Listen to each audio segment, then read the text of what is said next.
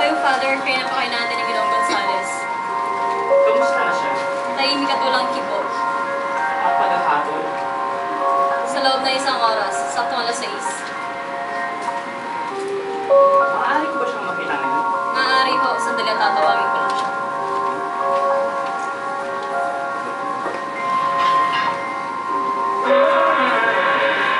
Nandito si Father Reeve.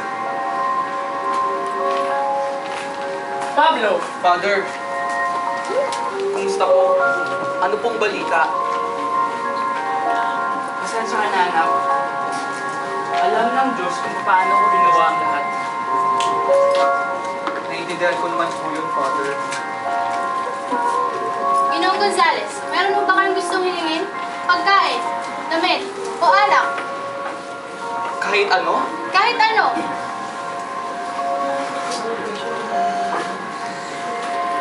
Isang bote ng whiskey. Whiskey? Oo, Father. Alam niyo naman na minsan lang ako makainom ng ganung klaseng alak.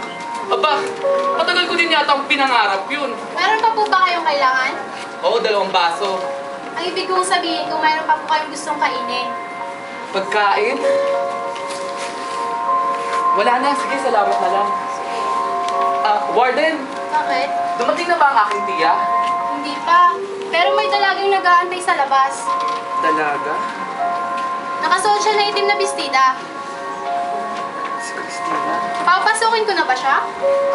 Hindi, wag na. Mamaya na lang. Father, kung may gusto at kailangan pa po kayo, nasa labas lang po ako.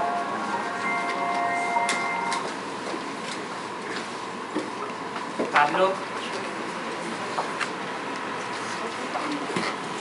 Pablo! Pasensya na ako, Father. Halika, upo ka. Ano bang iniisip mo, anak? Hindi po kasi ako makapaniwala, Father. Sa loob po ng 1 oras, ako'y mamamatay na. 24 na taong gulang pa lamang po ako, Father. Minahon ka, anak. Nais ko sanang kausapin ang gobernador. Ngunit wala na raw siyang magagawa. Father, sa tingin niyo po ba, kagaya ng sinabi niyo sa akin kagabi, mapapatawad pa kaya ako ng Diyos sa lahat ng aking nagawa? Anak, gano'n man kadilim ang iyong buhay, humingi ka lang ng tawad sa Kanya at manunumbalik ang liwanag na hinahanap mo. Hindi! Hindi ko kayang humingi ng tawad. Kung tinuruan lang ako ng aking ina na magdasal at magtiwala sa Diyos, pero hindi! Kaya nga nandito ako, bilang na ang oras ko! Buhay pa ba ang iyong ina? Opo, pero ayoko na siyang makita. Bakit naman? Para saan ba, Father? Kanina pagdating ko, may napansin akong babae. Panay ang silip sa dito sa loob. Matangkad po ba, Father? Oo. At nakasuot siya ng makulay na bestida. Meron din siyang suot ng mga alahas sa kanyang leg at kamay. Ayoko po siyang makita, Father. Isa rin siyang ina, Pablo. Pero... Ako sa akin, hindi mo na ako nakatalulit! Naalis na ako dito, tawad mo na ginawa ko na to! Dapat nga matagal mo nang ginawa. Akala mo masaya ako rin na makasama kita? Nagsisisihan ko na! Hindi ko naman lagi na dito! Ako! Lalo na ako! Nung nakilala kita, nagkamalas-malas ang buhay ko. Sige, umalis ka na! Visit ka lang sa buhay ko eh. Pablo! Inay! Saan ka pupunta? Talagaan mo sarili mo. Hindi na ako lumilipay. Pero Inay, huwag niyo akong iiwan! Para nga naman tindahan mo din ito. Para hindi ka mabuti natin ito. Sana pagdawin mo kami ng iyong mahal ko. Hindi niyo na ba ako mahal? Sinasaktan ka ba ng Inay? Anong nagawa naming mali? Ano? Wala, Pablo, wala. Wala na anak ko. Inay! Kasama niya ngayon si Father Reeve. Kakantay na lamang ako dito. Warden! Tay! Maaari mo magtanong? Oo, sige.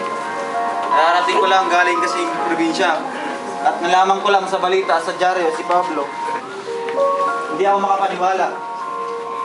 Bakit niya pinatay ang lalaking iyon? Nagsimula ang lahat sa...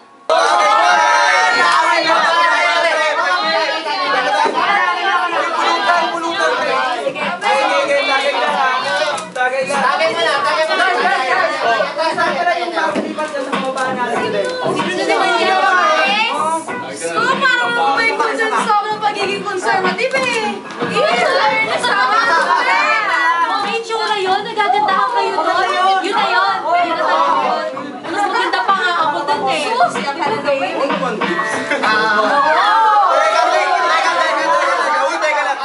Ano bang pangalan nung ano? Nung babae? Tsaka ilang taon na daw? Mas maganda ako doon eh, kaya wala akong Uy! Natapon! May ilang taon na ako?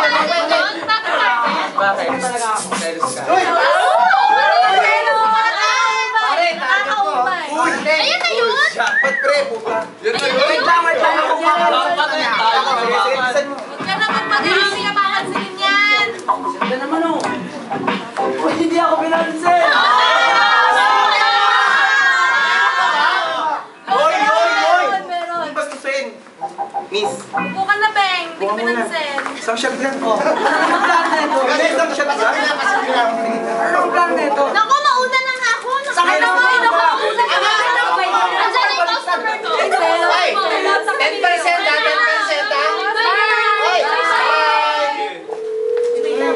Sino naman yan?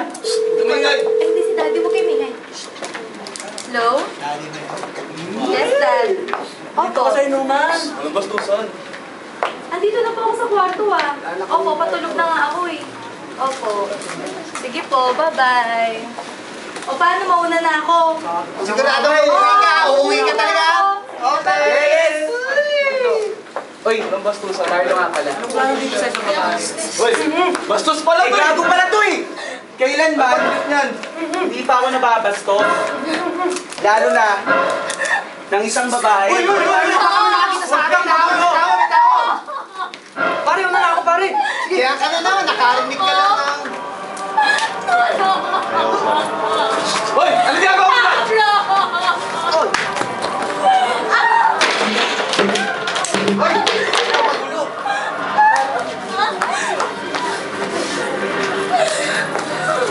Hindi pa ako nakakapatay ng tao. Ha? Ngayon pa yan! Oh! Pablo!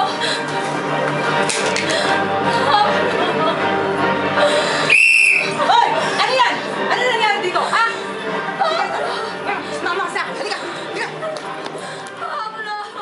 Katulad siya ng kamatayan? Nakapatay siya, Ginoo. Marami rin nagsabi na siya ng mga panahon yun. At ano naman ang gamit niyang pampatay? Isang mahabang kutsilyo na tumago sa puso ng biktima. At sino yung babaeng dahilan ng pagkakasala ni Pablo? Siya ay nasa labas ng kwarto, nakasuot ng itim. Hindi lang pagpatay ang kanyang kaso, meron ding estafa. Gusto mo ba siyang makita? Meron ka lamang 5 minuto. Sige, salamat. Mayroon mo kang bisita, Ginoong Gonzales.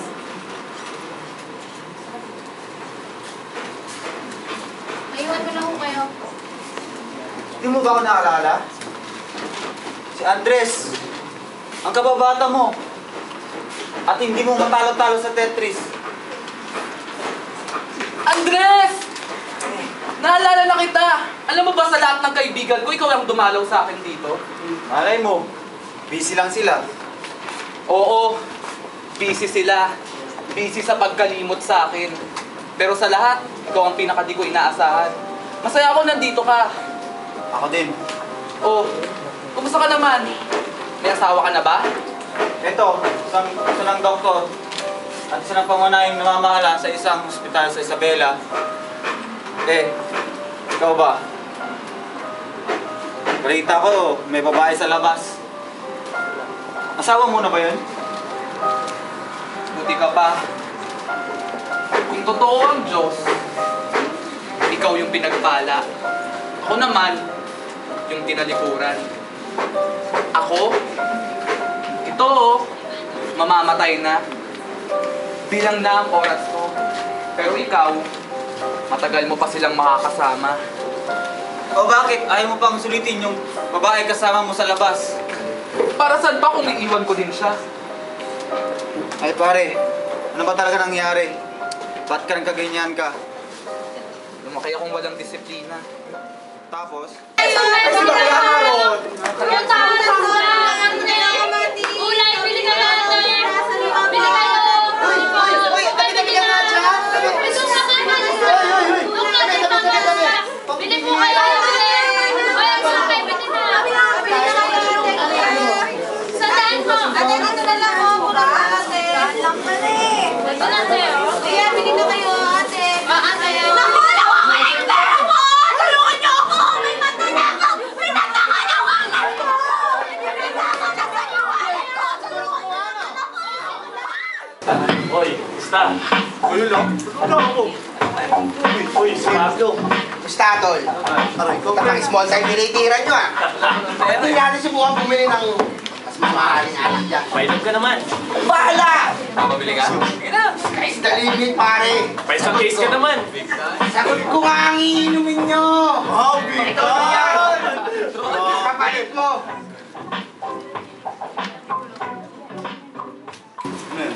Uy, Paul! Ano na? Saling chudeng daw?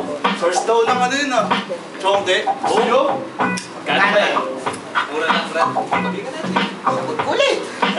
Kaya kita yan dito. Diba? Wow! Big time talaga! Ang dami mong pera, pare. Ako pa bibili. Uy, pare. Uy, sexy. Wow! Share ang pera, mga dukha! Ang arte mo ah. Eh bakit? Itsura mo, hipong ka lang eh. Ganon? Kayo nga dukha eh. You know, may nagpupunit na kumausap sa'yo. Sino ba yun? Si Bian Sereno daw. Ayoko siyang makita. Tapos na yung oras, Ginong Gorospe. Paalam, Pablo. Pare.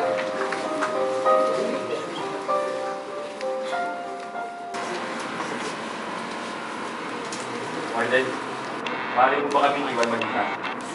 Salamat. Nabasa ko sa dyaryo. Anong nangyari, Pablo? Usapin mo naman ako, Pablo. Eh, gago ka pala eh! Ikaw ang nagturo sa akin gumawa ng kagaguhan? Tapos ngayon nagtatanong ka kung ano nangyari? Pablo, patawarin mo ako, Pablo. Ano pang mahihingi ng patawad mo? Ililigtas ba ako ng sa kamatayan? Kung alam mo lang, tinuring kitang matalik kong kaibigan. Sa tutusin niya, maswerte ka eh. Ikaw, may nanay pa. Samantalang ako, ng 5 taong gulang pa lamang, ay naulila na. Masisisi mo ba ako kung bakit nagkaganito ako? Lahat tayo may lihim na tinatago, Pablo. Kung alam mo lang, naiingitan kita. Nga pala, bukas na ang alis ko papuntang Palawan. Nagboluntaryo kasi ako sa leper colony. Leper? Bakit? Sino may leper? May nakilala kasi ako. Simple at magandang babae ng nakaraang 2 buwan. May leprosy siya, Pablo. Mahal ko siya. Hindi ko siya kayang iwan. Hanga ko sa'yo, Simeon. Nagawa mo magbago alang-alang sa iyong hinahangan. Ako pa rin to. Ang nakilala mo si Mion. Patawad at mali ang pagkakakilala ko sa'yo. Masaya ako at tinuring mo pa rin akong kaibigan, Simeon. Salamat. Sana hindi mo ako makalimutan. Paalam. Nandito ang tiyan na di mo, Ginoo. Kapasukan mo na siya. Pumasok na ako kayo, Ginoo. Salamat. Tia, Hindi na sana ako pupunta, pero magagalit ako sa'yo, Tia, kapag hindi ka pumunta. sinubukan ko, Pablo. Sinubukan ko. Nag-leave ako ng message sa Facebook. Nag-tweet rin ako, nagtanong pa nga ako kay Simi-Simi. Pero wala talaga, Pablo. Tia, hindi na mahalaga ang yun. Ilang minuto na lang ang natitira, Tia. Patawarin mo ako, Pablo. Hindi ko kita. Huwag mong sisihin ang iyong sarili, Tia. Ako ang kasalanan. Sa akin ang may mali. Swerte mo itong usuaryo. Makakatulong ko.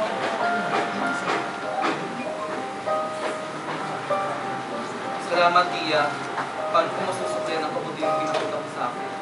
Alam mo naman kung ano makakapagpasaya sa akin, Pablo. Ang pamumumisal po ba, Tia? Oo, alam mo yun, Pablo.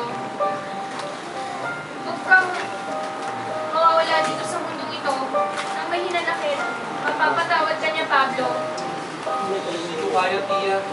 Masyado pang maaga.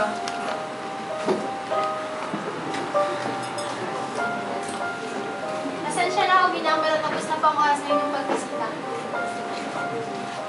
Mag-iingat ka, Pablo. Paalam na.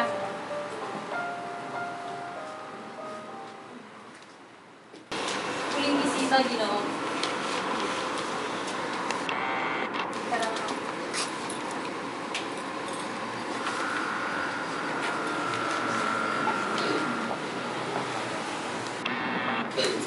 Christina, Pablo.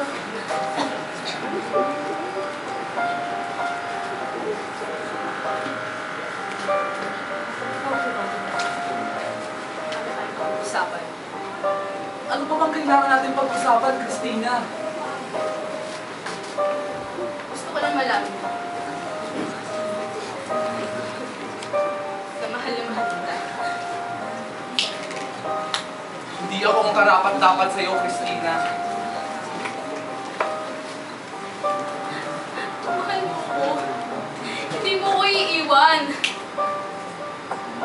Hanggat di kita napapakasalan? Alam mo ba yung sinasabi mo, Christina? Mamamatay na ako! Hindi lang pag-isipin yan, Pablo. Ano talaga? Mahal mo ko.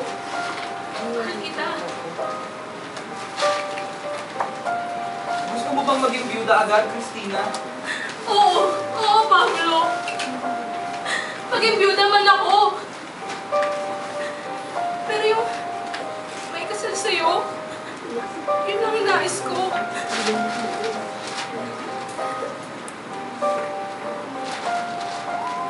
Nagsisisipan mo ito. Darating ang araw na naisin mo maging malaya.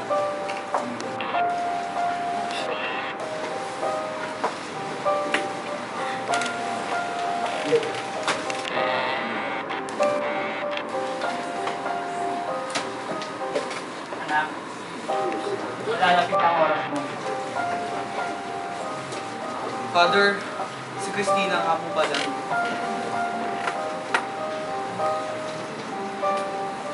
Father, may nais po sana ako sa ikiling mo. Ano yun, anak? Maaari niyo po ba kami ikasal? Pero, alam ko po, Father, nalalapit na po ang oras ng aking kamatayan. Gaano ka ba katagal na kailangan isa't isa? Itong buwan na po, Father. Kung konti na lang oras natin, Pablo, kailangan natin ng dalawang saksi. Nasa labas po si Tian Chidel, Father. Sigurado ka ba dito, Christina? Sigurado, Pablo.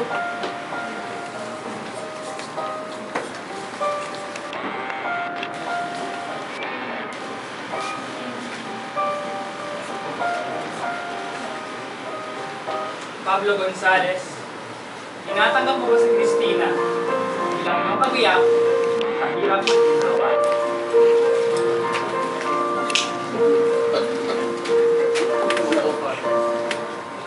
Ikaw, Christina, tinatanggap mo si Pablo bilang iyong kabiyak sa hirap at ginawa? Opo, Father. Ngayon, kayo'y tinatalaga mo na ang mag-asawa. Pablo, maaari mo na halikan si Christina.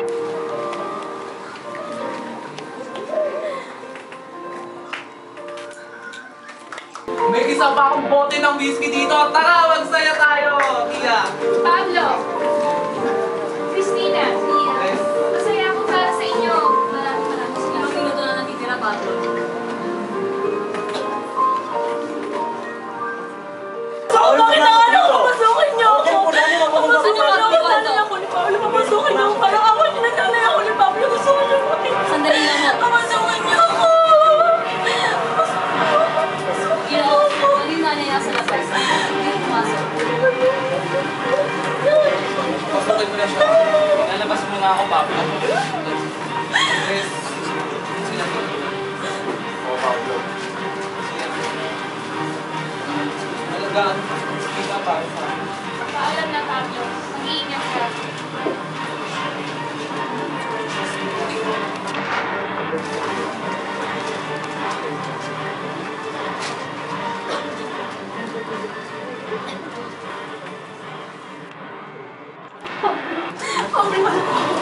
Bakit ka ba nandito? Gusto ko na makita, anak. Anak? Para saan? Hindi ko kailangan ng awa mo. Minsan, hindi ko naramdaman na meron akong ina. Bakit ba sobrang galit mo sa akin? Hindi ako galit sa'yo. Wala nga akong nararamdamang pagmamahal sa'yo eh. Pinamitaw kita, pinakain. Ano ba bang kulang? Sa tingin mo, sapat na yun? Sa tingin mo, nung isinilang mo ako sa mundong ito, tapos na yung responsibilidad mo bilang ina, nag-uumpisa pa lang! Ano ba ang gusto mo gawin ko? Ni minsan, hindi ko nalaman kung ano ang tama sa mali. Ang dapat sa di dapat, hindi mo na ituro yun! Pero binubukay ko, maniwala ko, binubukay ko.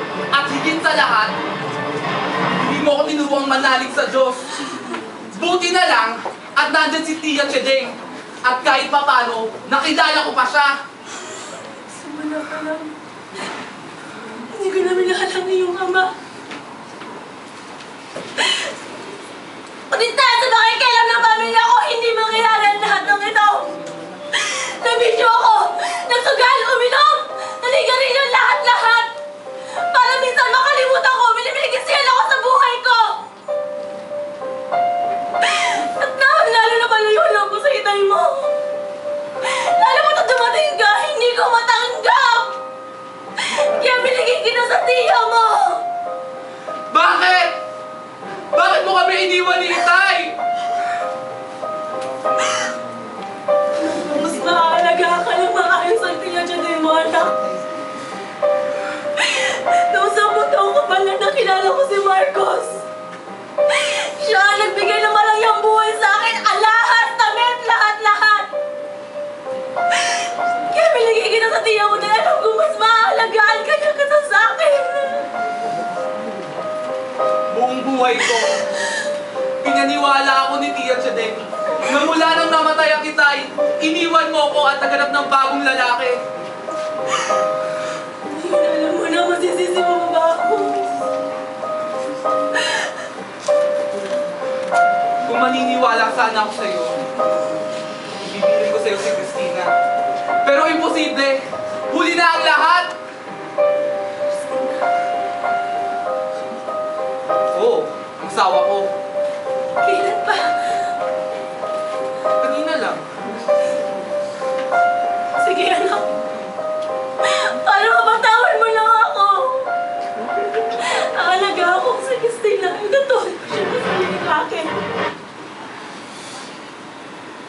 Kung mamamatay ako, na kinikilala kang ina, at kung kaya kong mamatay, na tinatawag kang ina, pero bakit?